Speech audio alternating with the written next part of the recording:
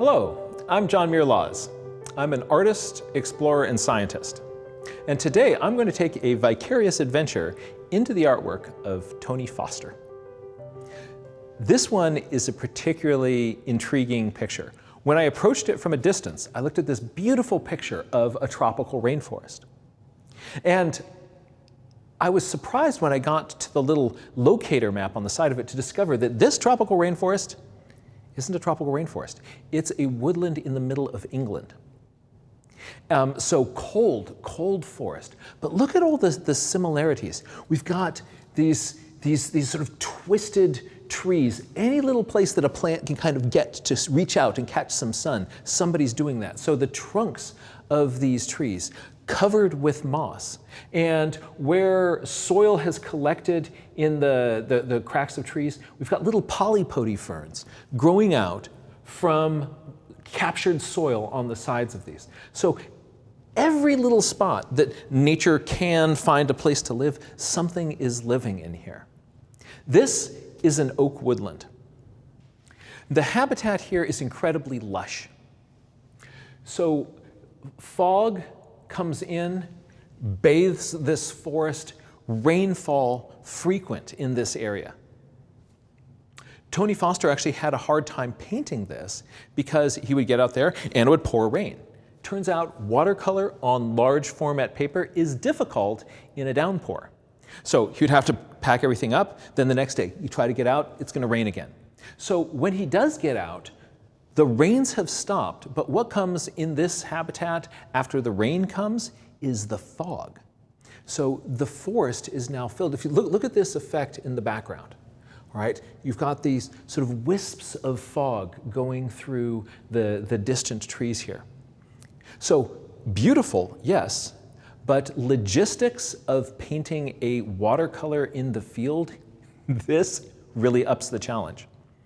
Some of Tony Foster's first adventures in this woodland were to help him prepare for the logistics of painting in the tropical rainforest of Costa Rica.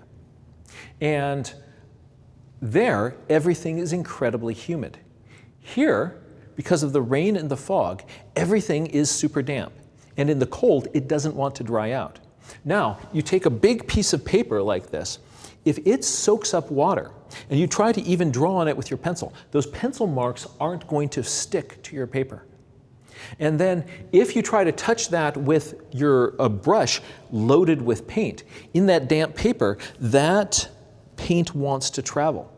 So that makes the painting here logistically really, really challenging. But he's done some really cool things I wanted to point out to us as artists, that we can see that how he's representing this environment. A few things I think really set this off. One is, let's just note the sense of depth, the feeling that back here we're looking through the fog, and then these trees with the morning sunlight on them. How do I know it's morning sun? Because it says right over there. He's actually written little secret messages to himself all over this drawing. And if you look at them, it's kind of like a treasure hunt. You can find these little messages. So this is the morning sun that is making the eastern faces of these trees just glow in this warm light here. So these trees are really popping out. The combination of this rich green with the red-brown of these leaves. So I'm thinking this is fall, our season is turning, the leaves are getting ready to drop down, they're all turning red-brown. That combination of the red and the green together is one of the color combinations that is particularly attractive to us as human beings. So the red and the green together, those are on opposite sides of the color wheel. And when you put them together, they just sparkle together. So there's this vibrancy, this energy from those red browns playing with those greens. And then we're going to kind of drop back a layer to the ones behind that are kind of being lost in the mist. So a strategy that watercolorists use to handle these sorts of conditions, it's really interesting, but it's scary to do, especially on a large canvas where you've already invested a lot of time. Because what you're going to do is you're going to dump just a bunch of water onto part of the forest that you've already painted. And you let that water soak in, and then you can come in and wipe out some of that paint. And you have to know the way that your paint behaves, because some paint you'll be able to come in and be able to lift it out. Other types of paint, they stain the paper and they're not going anywhere. So you have to know your paint and be able to know that you can lift out some of that color in the background to push that into the background. So these colors back here that are a little bit less vivid, and also notice the use of more blues back in here. Just let your eyes sort of loosely focus on this and you'll see that there's a lot of blue in there. That blue color also visually pushes this back. So it's got a blue cast to it. There's less contrast, it's lighter. That just takes all of this part of the woodland and pushes it into the distance.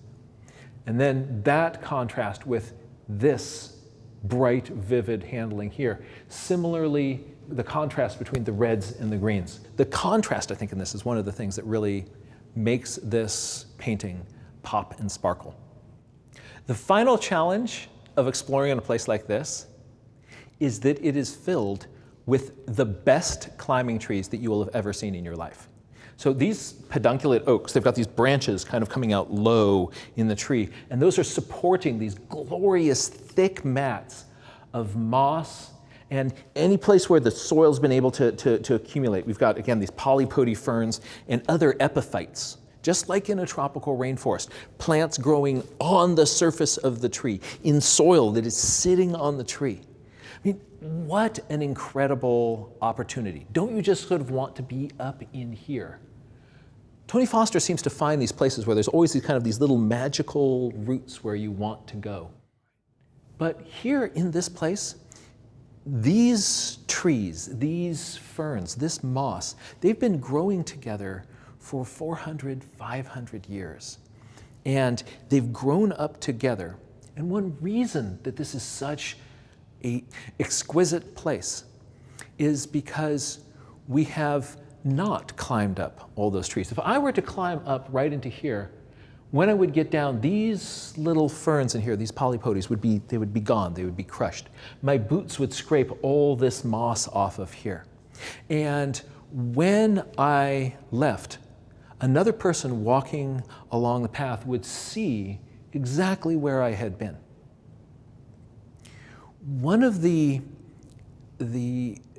principles that Tony Foster has in his work is to leave the place, if not better than when he got there, at least to do no harm, to leave no trace.